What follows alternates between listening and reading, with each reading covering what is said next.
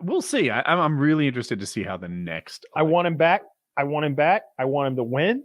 I want Joe Biden to have. Here, look, first of all, when I say these things, you should all know that I mean them from the bottom of my heart. And second of all, that in no way do I think any of this is good for me or the country. I just think it'd be fucking funny.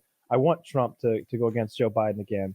And like I said I did this before this last cycle. I think my dream, my monkey paw wish was that like Joe Biden have like a complete meltdown and like not have a senior moment, but have a senior campaign where it slowly degenerated to the point where he literally shit his pants on a stage and like it was, and there was no question that he's like made a boom boom and like pointed at his pants. Like I wanted that level of meltdown. And for Trump to be a complete train wreck with all sorts of stuff coming out, but because his opponent literally pooped himself, like he just falls ass backwards into the presidency again. I would love that to happen. I don't know what happens to Kamala Harris during all of this. I don't think I'm allowed to. I think everybody around the world is wondering what the next presidential election cycle is going to look like.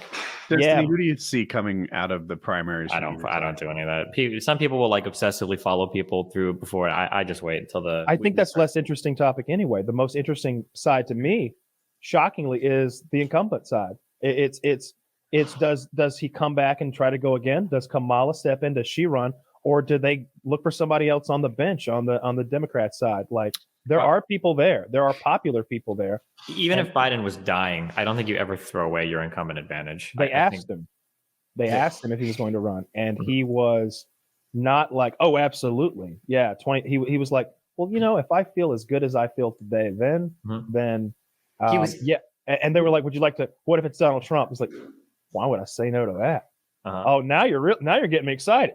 Yeah. He definitely came across as iffy, but if you remember during the primary cycle, I think, or maybe it was after he won the primaries, he said he wouldn't run again. He actually said that resolutely. So it seems like he's going back on it, and it's like that's likely what he means. And this doesn't seem like one of those things where like it's a big deal to do 4 more fucking years of this in another campaign. Sure. I bet he bows out. And no way. It's just bet? To throw away that. Do I want to bet on whether he doesn't run again? Do I get to say barring any major health issue or no? No. That's what edges me in. Well, if he dies, he's obviously not going to run again. Yeah, that counts. I win in that case. You know what? I'll do a friendly $100 on. God! Holy shit! That's high stakes around here. We bet pennies here. Yeah, I'll do it. I didn't know if you were gonna bring out because sometimes we're like, oh, $5,000. At least okay. Yeah, I'll do $20. $20 to heal. Absolutely. Even 20 is 4 times higher than our standard. $5. We can absolutely do $20 that Joe Biden does not run for president. Okay. I think that's the bet. Yeah. Gotcha. I don't think he will, and I'm really interested to see who they go to because like, God, Bernie is ancient. Kamala is very unlikable, I think, within certain groups that they really need to bring along. Can I pause on that? It almost doesn't matter what you think or what I think. The data is what it is. She is unliked. She's the most unpopular vice president since they started polling that. I don't know when that is. Pence was more popular. So she's a very weak candidate. Yeah. So, and then you've got Hillary, of course. There's so many bad answers to this question on the Democrat side. That's what's really interesting. And I don't quite know who the good answer is. I like Buttigieg, but I mean, the numbers are in. Not everybody does. Yeah, I think he has a real issue with African Americans. And he comes off as an elitist, kind of, I think. Like, you're trying to get to the, yeah, absolutely. They made a huge deal during, oh, wait, I thought that was in response to me, but it was something else, sorry. He made a face, but I guess something happened in the background. Yeah, I think the Democrats are definitely aiming more center leaning because that they have ran off in some cases in their messaging so far to the left that it's alienating a lot of different types of voters. And you're starting to see now where Hispanics are becoming less and less a guarantee for the Democratic Party, and minorities in general that were like a sure Democrat vote are, even though nobody likes to talk about this, they're a lot more socially conservative than a lot of white people in the Democratic Party. And I think you have to be mindful of stuff like that because these votes that were surefire votes, the black vote still is, the Hispanic vote, absolutely not coming into this next election cycle even before the presidential one, which is scary.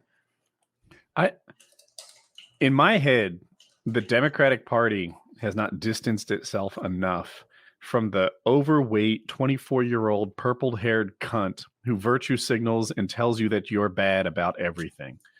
And that, to me, is almost like the core of the party's brand.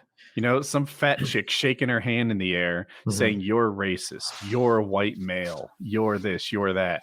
And everyone's like, fuck you. Like, I didn't do anything wrong. And you're acting like I'm a dick. That's the Democratic Party. That's their perception problem. There's definitely a perception of too much focus on social issues, but worse than that, which I would say is there, although definitely like a YouTube, like 2016, we saw a lot of that. The two really big ones were ACAB stuff and defund the police and the socialist rhetoric. A lot of brown people coming from South American countries are not as hype on fucking socialism as you, a fucking college student at UCLA is, okay? You've never had to fucking eat a rat, okay? When your whole family's savings is wiped out. Because paid a bill. Yeah. You liberal arts college student, carry on. Yeah, so the socialism shit does not run well with a lot of immigrants coming from, a lot of brown people coming from South America. Or from anywhere that is socialist. Yeah. Unless you're getting these 80-year-old people that are, you know, reminiscent of the past or, you know, like Eastern Europe or parts of Russia sometimes. But that's generally not very well. And then also, believe it or not, and I know it's hard because a lot of white people online have never talked to a black person before or talked to a brown person before. They actually don't want a bunch of fucking crime in their neighborhoods. These people do call the police if shit goes wrong. Like, they actually do like police in their neighborhoods when they feel like shit is fucked. And that ACAB messaging and shit did not play well with minority groups. You said ACAB twice, but I don't know what it means. Oh, like defund the police. ACAB stands for all cops are bastards. These very hard line anti-cop measures that were trying to be passed in cities.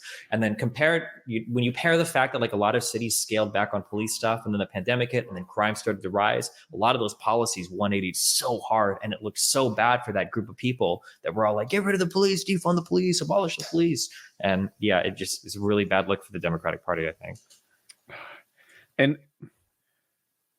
I feel like it hurts them more than the Republican. I don't like the all cops are bastards thing. Taylor was explaining this to me the other day. He was like, cops are like Nazis.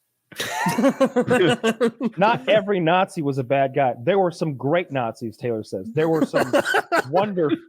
Who's your favorite Nazi, Taylor? You were saying Goebbels, right? I think I said too many to choose. I think that's how our conversation, our real conversation went, right?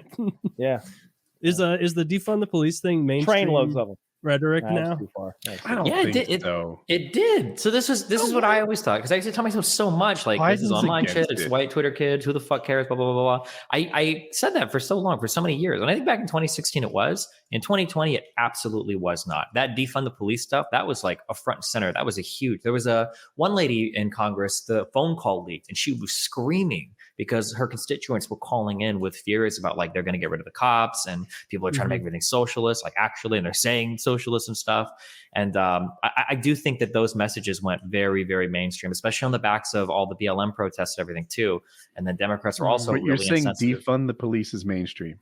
Yeah, it absolutely was. Yeah, I call bullshit. No, I like Biden, for example, is the leader of the Democratic Party, and his position is very clear.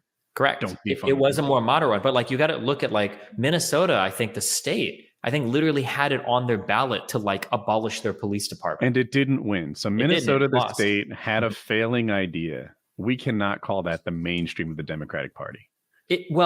I'm not saying that it's the mainstream of the Democratic Party, that the politicians believe it. What I'm saying is that it was pushed enough in social media and in activist circles that became the perception that the Democratic Party wants to abolish police. The majority of the politicians, absolutely not, because that didn't. And the people and the politicians don't want it, but there is a loud minority that talks about this. But that loud minority used to be only on Twitter, to where if I were to go in real life and ask a person, like, what do you think about Marxist-Leninism? They'd be like, I don't know what the fuck you're talking about. But nowadays, if I go and ask somebody, like, what do you think about defund the police? Like, no, the Democrats want to get rid of the police. I know they do. I don't like that. Like, it was making it into a lot of mainstream conversations off the backs of the BLM protests. To me, the Democratic Party has a perception problem where people associate them with defunding the police, for example.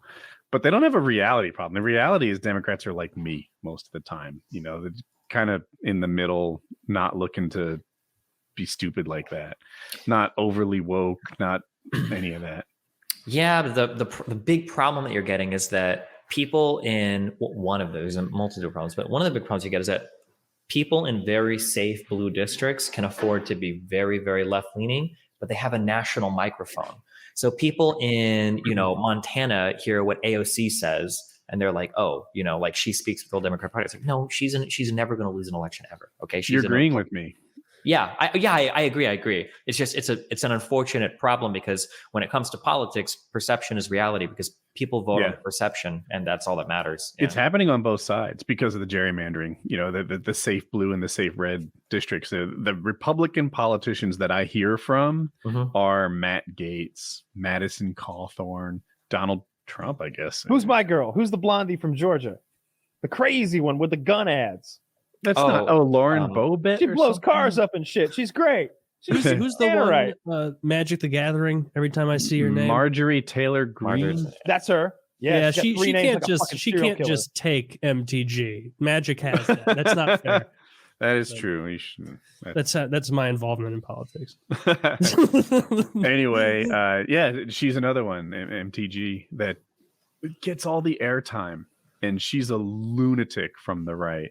And I'm sure there are a vast majority of people on the right are more sane and probably agree with me on a lot of stuff.